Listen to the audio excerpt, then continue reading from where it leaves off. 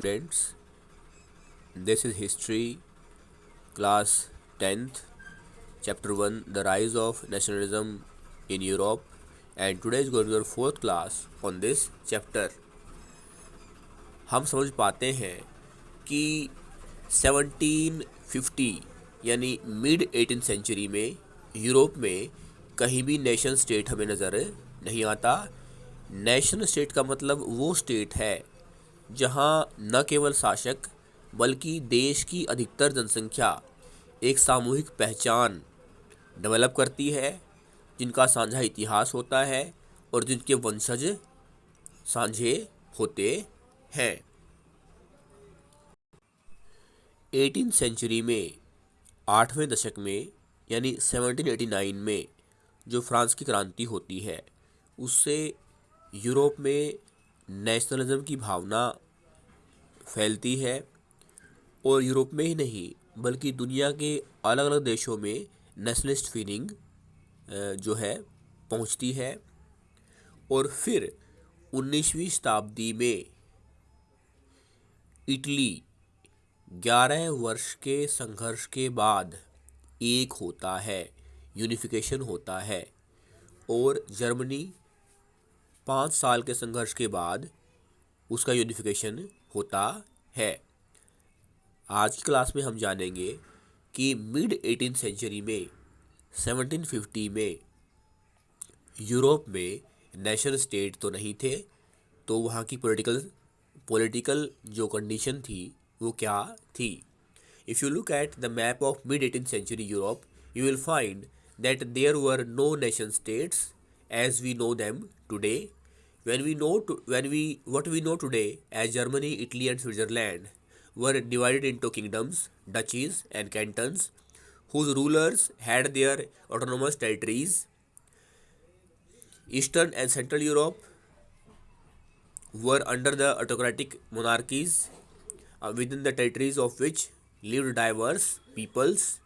They did not see themselves as sharing a collective identity or a common culture. Often they even spoke different languages and belonged to different ethnic groups.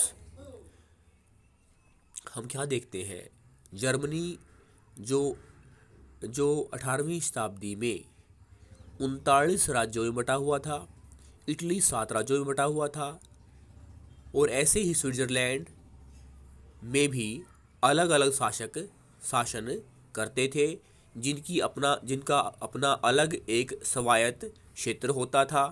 पूर्वी और मध्य Europe में भी निरंकुश राजतंत्र थे और इन राजतंत्रों में अलग अलग जो लोग थे, विभिन्न तरह के लोग, कल्चर के लोग रहते थे। यानी हम पाएंगे कि यूरोप के किसी भी देश में जो लोग हैं उनकी सामूहिक पहचान नहीं थी जिसे हम नेशन स्टेट कह सकें। वहाँ पर एथनिक ग्रुप थे। Often they even spoke different languages. The Habsburg Empire that ruled over Austria-Hungary, for example, was a patchwork of many different regions and peoples.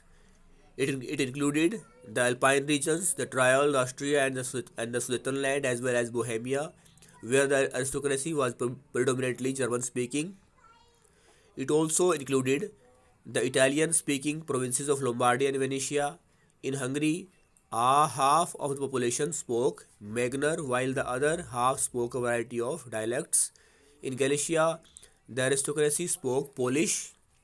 Besides these three dominant groups, there also lived within the boundaries of the empire a mass of subject peasant peoples, Bohemians and Slovaks to the north, Slovens in Karyola, Croats in the south, and Romans to the east of Transylvania.